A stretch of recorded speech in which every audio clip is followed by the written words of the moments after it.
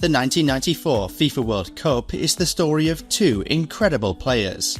One was Romario de Sousa Faria, better known as Romario. This tournament would culminate in his crowning moment as he finally brought Brazil their fourth World Cup win and became a Brazilian legend. The second was the divine ponytail, Roberto Baggio. His brilliant tournament would conclude in complete heartbreak as he became the man who died standing. But how did Romario finally lead Brazil to World Cup glory and their 24-year drought?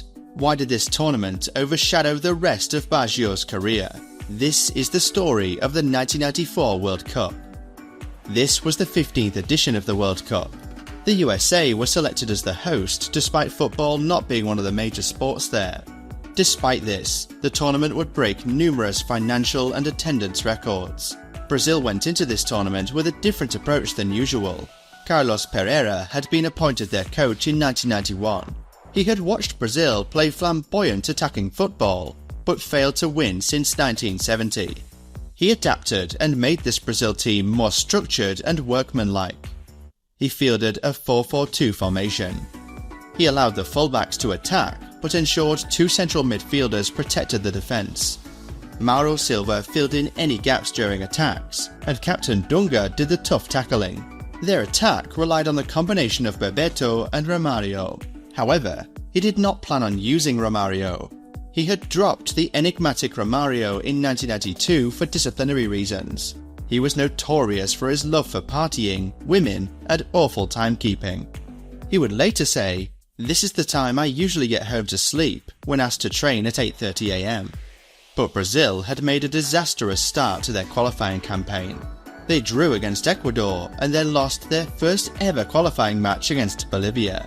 In the final qualifier against bitter rivals Uruguay at the Maracana, Romario was finally recalled. Not because Pereira saw sense, but due to an injury crisis. Brazil had to win. Romario was at his arrogant best as he declared, "I already know what's going to happen. I'm going to finish Uruguay." He scored twice to give Brazil a 2-0 win. Pereira later declared, "God sent Romario to the Maracana." Italy was led into the World Cup by 𝐼RIGO, a man regarded as one of the greatest coaches of all time. He had made his name coaching the great AC Milan team of the late 80s. He relied on Milan players to make the core of his defence: Paolo Maldini, Alessandro Costa Curta, and Franco Baresi.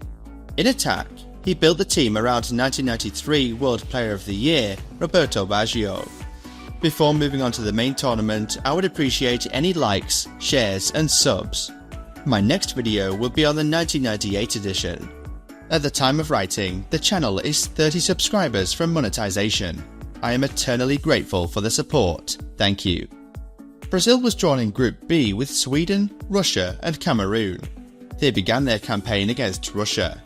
In the 26th minute, Brazil got a corner. From the cross, Romario finished beautifully with a first-time touch with the outside of the boot.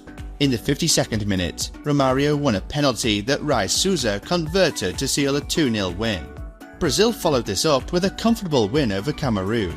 In the 39th minute, Romario once again opened the scoring. Dunga provided a wonderful outside-of-the-boot pass that Romario controlled before poking the ball past the keeper. Marcio Santos made it 2-0 with a free header. Bebeto completed the 3-0 win. The final game was between Brazil and Sweden. Sweden took a surprise lead in the 23rd minute after Kenneth Andersson scored an exquisite lob from an acute angle.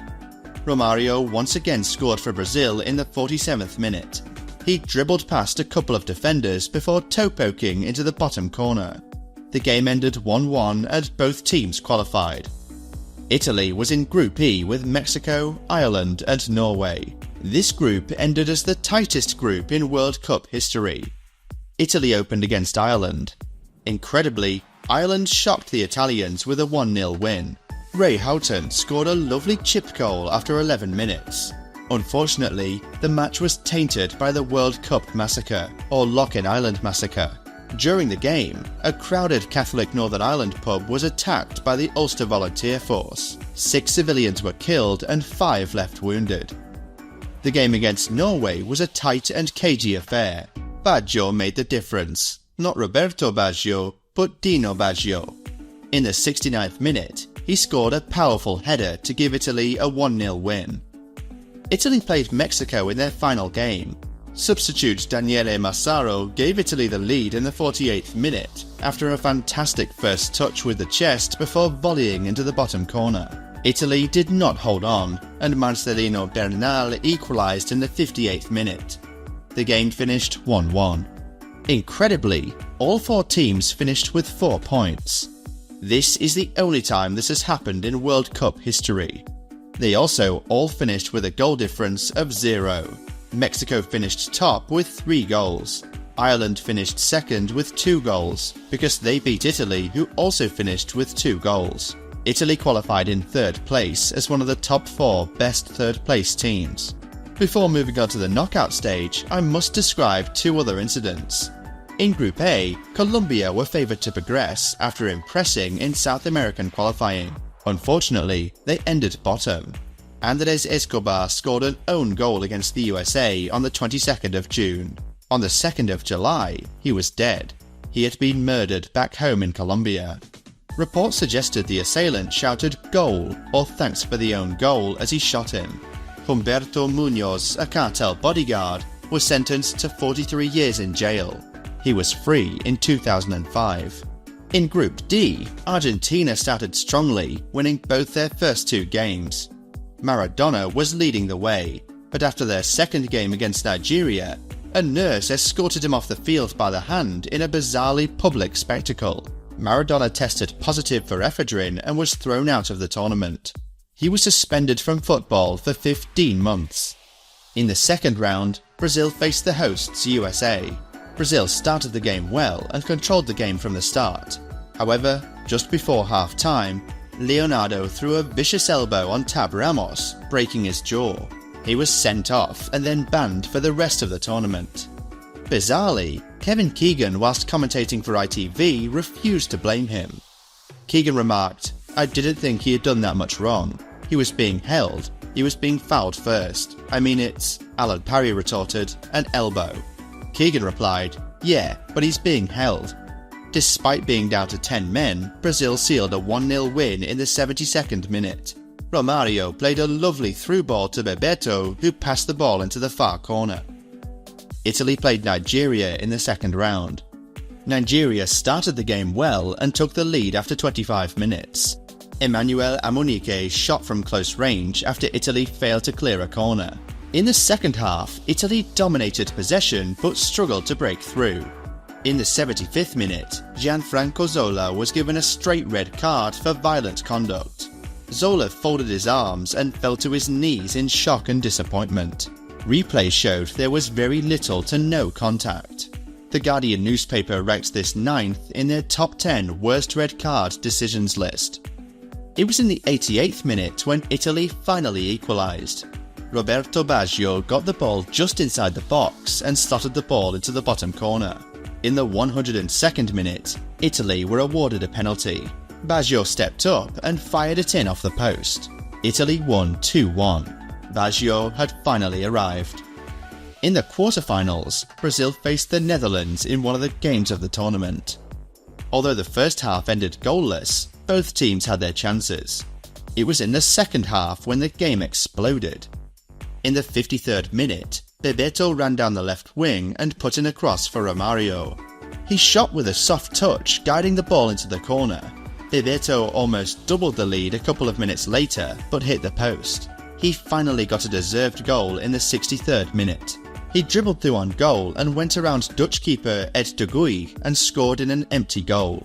What followed is perhaps the most iconic celebration from this tournament. Bebeto's son had been born just 2 days earlier, and he brought his arms out and rocked them side to side as if cradling a baby. He would later say, "It was spontaneous, nothing had been planned, but I was pleasantly surprised to see some of my teammates joining me in celebrating that goal." The celebrations were short-lived as Dennis Bergkamp scored a couple of minutes later. Brazil was slow to react, and he fired into the far corner from close range. Incredibly, Aaron Winter equalised in the 76th minute. He scored a free header from the corner after Brazilian keeper Cláudio Taffarel was caught in no man's land. Finally, in the 81st minute, Cláudio Branco scored with a stunning free kick from 30 yards out to seal a 3-2 win for Brazil. Italy faced Spain in the quarter-finals. A cagey first half was brought to life by Dino Baggio. In the 25th minute, he scored one of the goals of the tournament with a stunning strike from 25 yards out. In the 58th minute, José Caminero scored from a deflected shot to make it 1-1. The game looked set to go into extra time, but at the 88th minute, Roberto Baggio struck again. 𝐃𝐨𝐵𝐿 chipped a ball through to Baggio, who ran through on goal. He showed remarkable composure by dribbling around the keeper and then from an acute angle, firing it past the defender into the corner. Italy won 2-1. In the semi-final, Brazil once again played Sweden. The game proved to be a competitive affair. Both teams had their chances but failed to convert. In the 63rd minute, Swedish captain Jonas Thern was sent off after a late challenge. Brazil dominated possession for the rest of the game. It wasn't until the 80th minute before the deadlock was broken. Romario headed down into the bottom corner from a lovely cross. Brazil won 1-0 and progressed into the final. Italy faced surprise package Bulgaria in their semi-final. Bulgaria had stunned reigning champions Germany in the quarter-finals. Roberto Baggio would once again make the difference. In the 21st minute, he dribbled inwards and from the edge of the box curled a shot into the bottom corner to give Italy the lead. Just 4 minutes later, he scored again. He ran onto a chip-through ball and half-volleyed the ball into the far corner. Italy dominated for the first half and should have scored more. Just before half-time, Bulgaria were awarded a penalty after 𝐼𝐮𝐬𝐫𝐿 was brought down. Bulgarian and Barcelona legend �RISTO Stoichkov scored the penalty to make it 2-1. Despite Bulgaria applying pressure in the second half, Italy defended their lead and won 2-1 to book their place in the final. The 1994 final took place on the 17th of July. The venue was the Rose Bowl and over 94,000 fans attended. Both Brazil and Italy were three-time champions, a joint record at the time. This was the 5th World Cup match between the two. They had won 2 games each. Both teams came into the final in great form. Romario and Roberto Baggio had scored 5 goals each. They were 1 goal behind the Golden Boot leaders. Unfortunately, the occasion seemed to get to both teams as the final was mostly cautious and defensive with few clear chances to score. Daniele Massaro had the best chance in the first half for Italy, but he fired his shot straight at the keeper. Romario was largely limited to longer range efforts that were saved or blocked. The second half was similar. Both teams defended well and seemed reluctant to throw caution and push for a goal. The defensive midfielders Dino Baggio, Dunga and Mauro Silva did a great job closing space. The best chance of the second half fell to Brazil when a long-range shot was split by Pagliuca and hit the post. Pagliuca in relief touched the post as thanks. The game became more eventful in extra time. Brazil began to dominate play. They almost scored when Pagliuca came for a cross and missed. But Bebeto could not score or find Romario. Roberto Baggio had quite a game and was not fully fit after picking up an injury. He had his one chance in extra time. He took a wonderful half volley from almost 30 yards out that was saved. The golden chance of the final came to Romario. Cafu put in a low cross from the right wing. It came to Romario at the far post, but he was off balance and put the ball wide from just a couple of yards out. This was the first World Cup final to be scoreless after extra time, and the first to go to penalties. Franco Baresi took the first penalty. He shot it high over the bar. He immediately fell to his knees with his hands in his face. Italy was immediately under pressure. Brazilian Marcio Santos had his penalty saved straight after. Albertini, Romario, Ivani and Branco scored to make it 2-2 after 6 penalties. Massaro stepped up for Italy's 4th penalty. He took a weak side foot effort that Taffarel saved. Dunga scored for Brazil to make it 3-2. Roberto Baggio had to score. Baggio scored over 100 penalties in his career and was considered one of the greats. But on this occasion, the pressure got to him. He leant back and lofted it high over the bar. Brazil were champions for the 4th time. Brazilian players and fans broke into celebration. Romario became a Brazilian legend. Meanwhile, Baggio stood still. He placed his hands on his hips and looked down at the ground. Baggio was haunted by this moment.